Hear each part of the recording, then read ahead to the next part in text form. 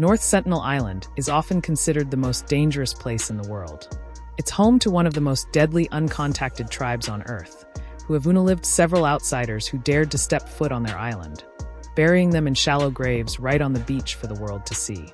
Going there is almost certainly a death wish, but in the modern age, creators are willing to risk it all for clout, like Mikhailo Polkov, who just recently attempted a trip to the deadly island. And although he somehow managed to come back unscathed, it's possible that he might have triggered a mini genocide on the island itself. Hi, I'm the Internet Anarchist. I make weekly YouTube documentaries. And today, we'll be looking into the latest idiot who has attempted to visit North Sentinel Island for clout, the despicable acts he committed for content while he was there, and how he might even spend the next 5 years of his life in prison because of those acts. But you know what won't land you in prison? Subscribing to the channel. So, hit that subscribe button and let's get on with the video. To fully understand just how dumb and insensitive this entire trip was, it's worth knowing who this man is and why he was so desperate to reach this uncontacted island. Viktorovich Polakov is a 24-year-old YouTuber from North Goldwater, Arizona. He runs a YouTube channel named Neo-Orientalist, which he created fairly recently in September of 2024. Almost a year later, and it's still fairly unknown with only 6K subs and only one major piece of content, a 6-part vlog series documenting the 3 weeks spent in one of the most dangerous places in the world, Taliban-controlled Afghanistan, along with several shorts highlighting the various moments from the same trip. Now, to his credit, he did put effort into properly exploring Afghanistan's culture from an objective lens, regardless of his personal opinions on it, even documenting important historical locations across the country and day-to-day life of the locals. It seemed like he was genuinely interested in showing his viewers a part of the world that doesn't get much coverage, even if it meant putting his life in danger. Fortunately for him, viewers noticed with one thankful viewer writing, "I'm glad these videos actually show the real Afghanistan, unlike other videos where in 40 minutes half is showing them walking to a hotel and inside the hotel, and the other half is eating in a restaurant and buying clothing." However, despite all of this, there were some questionable moments within the content he posted, especially his shorts, where his thrill-seeking side would take over. Take, for example, him posing with one of the Afghan militia's machine guns, shooting with the militia, and recording a road rage incident that turned violent. But regardless, his vlogs still did moderately well, generating around 20 to 30,000 views per video, especially considering that they were the first videos he ever posted. He had a real opportunity to keep putting out videos like this, exploring different cultures, and generating an audience that enjoyed his slightly more risky adventures from time to time. However, Milkio didn't want to build an audience over time. He wanted to go viral overnight. So, he decided to take the biggest risk he could think of to reach this goal and ended up choosing North Sentinel Island as his next destination, blatantly disregarding the law, the obvious threat to his own life, and the threat to the people on that island. All in search of internet clout. For those who don't know, North Sentinel Island is approximately the size of Manhattan, New York, and is located about 750 miles off the coast of India. As a result, it's completely cut off from civilization. In fact, the only civilization that's even remotely close to it is Port Blair, the capital of the Andaman and Nicobar Islands in the Bay of Bengal. However, despite its isolation, there is a group of people that have been surviving on the island for centuries without ever stepping foot on the mainland.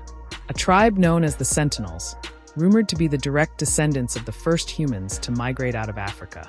The estimated 200 Sentinel on the island have adopted a primitive lifestyle, hunting for animals and fish with spears, bow, and arrows while wearing little to no clothing, leading many people to believe that they might be humanity's last remaining link to the Stone Age. However, their unique and detached existence has also made them a prime target over the years from explorers, adventurers, and even governments trying to bring them back to civilization. The earliest incident of outsiders making contact with the Sentinel occurred sometime in the 1880s when the British Navy led a survey mission to North Sentinel Island that quickly turned ugly. In their attempt to civilize the Sentinel, the Navy ended up kidnapping 6 members of the tribe, an elderly couple and their 4 children, and took them to Port Blair where tragedy awaited them. You see, because the Sentinel have been living isolated from the rest of the world for thousands of years, they haven't developed immunity to any of our diseases. So, when these 6 members of the tribe were eventually brought to the mainland, the elderly couple ended up falling sick and dying almost immediately. Fortunately, the children managed to survive and were quickly sent back to the island along with several gifts as a gesture of peace. However, the damage was already done. The Sentinel have consistently responded with arrows and aggression to anyone that has tried to enter their territory since that incident, no matter their intention. Like in 2004, when a Sentinelese man on the beach tried to shoot an Indian Coast Guard helicopter with a bow and arrow, even though it only came to check on the tribe's welfare after a tsunami had ravaged the surrounding area. Or in 2006, when a couple of fishermen accidentally drifted into the waters near North Sentinel Island while poaching a fish, and the Sentinels ended up unaliving them and burying their bodies on the beach. There has only ever been one instance when the Sentinel people didn't react aggressively to a group of visitors landing on their shores. This was on January 4th, 1991, when Chirolkanath Pundit, the director of the Anthropological Survey of India at the time, decided to visit the island with his team. He had already been studying the island and its natives for several years. So, when it to overcome limited communication and uncertain vocabulary, coconuts do not grow on these islands, but they are valued by the Sentinelese. In the end, they managed to befriend the tribesmen by copying their mannerisms and using their unique language to communicate with them. Laha! Laha! Laha! Laha! Dag! Dag!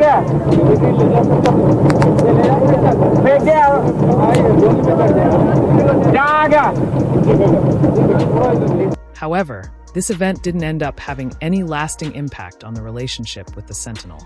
So, in 2012, an amendment was made to the Andaman and Nicobar Island Protections of the Aboriginal Tribes Regulation of 1956, making it illegal to get within 3 miles of North Sentinel Island.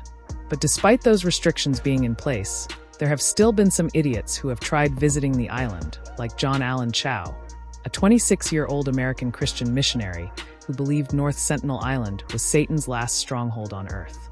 So, he made it his mission to bring people of North Sentinel Island towards Christianity. But as you might imagine, all of his attempts ended in complete disaster. He was forced to retreat twice, and even had to swim a mile to safety after his second failed attempt. Despite all this, he tried to fulfill his mission a third time on November 16, 2018, and ended up losing his life. In the days following his death, several news outlets picked up on his story, broadcasting the risks of trying to contact an uncountable tribe and the danger it posed to both the people trying to visit the island and the local tribesmen. But of course, these warnings would land on deaf ears in Mo's case, who despite all the danger, chose North Sentinel Island as the next destination for his thrill-seeking vlogs and eventually ended up paying the price for his decision. It all started in October 2024 when Milio decided to take a trip from the United States to Port Blair, just like John Allen had. He got his hands on an inflatable kayak soon after landing on the island and planned to use it to make a solo journey to the island. However, before his kayak could even hit the water, the staff of the hotel in which he was staying intervened, threatening to call the police if he left for the island, which probably ended up saving life. Since not only would the kayak have easily deflated if the Sentinels decided to start showering it with arrows, the journey itself would have been extremely difficult, especially if the waves were even slightly rougher than normal. Fortunately, he listened to the staff at that moment and decided to fly back to the States almost immediately. But his obsession with going viral soon buried any fears he might have had about what awaited him on the island. So he decided to try a second time in January 2025 and made the trip from the US to Port Blair once again. However, this time he had a slightly different plan. Instead of an inflatable kayak, he brought an inflatable motorboat with him. The only problem was this motorboat was missing a key component, the motor. So started reaching out to local mechanics and engineers in Port Blair, asking them to help attach a motor to his boat. And he found someone who could do it almost immediately. However, Milkio wasn't one to sit around and wait. So he decided to visit yet another indigenous tribe while the motor was being constructed. He hitched a ride to the Baritang Islands located approximately 90 miles north of Port Blair and successfully made contact with the native Jarara tribe. But here's the kicker. He ended up recording his interactions with the tribe, which as it turns out is also illegal under Indian law. He eventually returned back to Port Blair on March 26, 2025, and by this time, the motor for his boat was ready and attached. After spending a few days studying routes and monitoring tides, Milo finally left for North Sentinel Island at approximately 1 a.m. on March 29th. And surprisingly, the journey itself went smoothly. Not only did he have to contend with less Coast Guard patrols since he'd left from the nearby Comator Beach, and not the more heavily patrolled beach in Port Blair, the waters were also incredibly calm throughout the trip. In fact, he managed to arrive in North Sentinel Island's vicinity around 10 a.m., which is way earlier than he'd imagined. However, upon his arrival, he would be greeted with absolute silence. Since there were absolutely no sentinel on the beach awaiting his arrival like he had imagined, which in reality was incredibly lucky, because if they were present, it's more than likely they'd have started firing arrows at him by this point. Still, as he continued inching closer, he started getting more frustrated, resulting in him doing the most brain-dead thing ever and using a whistle to alert the sentinel to his presence. He whistled for over an hour, but luckily received no response from the sentinels, all while slowly approaching the beach. And when he finally arrived, he found the beach and the nearby forest just as deserted as it looked from his boat. So he spent the next hour recording the deserted beach and collecting sand samples to take back with him before engaging in his most despicable act yet, leaving a half-empty can of Diet Coke and a coconut on the beach as an offering to the tribe. Knowing full well that the drink he'd already drank from probably contains pathogens that could possibly wipe out the entire tribe if even one member decided to drink it. As a commenter rightly states, this guy is a dummy, putting an entire civilization/heritage at risk for a couple of views. Your values are truly mind-boggling. After leaving the can of Coke, he made the only sane decision of this entire trip and left the island on the same boat he arrived on, happy that he managed to escape without getting off. However, little did he know, the real consequences were waiting for him back at Port Blair. You see, while he was returning to Comator Beach at around 7 p.m. that same day, 2 fishermen on the coast noticed his boat. They quickly alerted the local authorities about where they suspected was coming from, resulting in police finding and arresting him a couple of days later on March 31st. They ended up confiscating his GoPro with all of the footage on the island and launched a full criminal investigation into actions. In other words, Nyo could face up to 5 or even 8 years in prison for his crimes if convicted. Now, it's important to note that he hasn't been charged yet. But given the recent trend of foreign governments not letting American nuisance creators get away with whatever they want, there's a good chance he won't be coming home anytime soon. But even if he somehow manages to escape the charges, there's one thing for sure. Mikhailo has already blown any shot he had at becoming a YouTuber, ending his career before it could even start, and he has no one to blame for his own failure but himself. He had the opportunity to stop chasing this incredibly dumb adventure in October 2024 when he got caught the first time.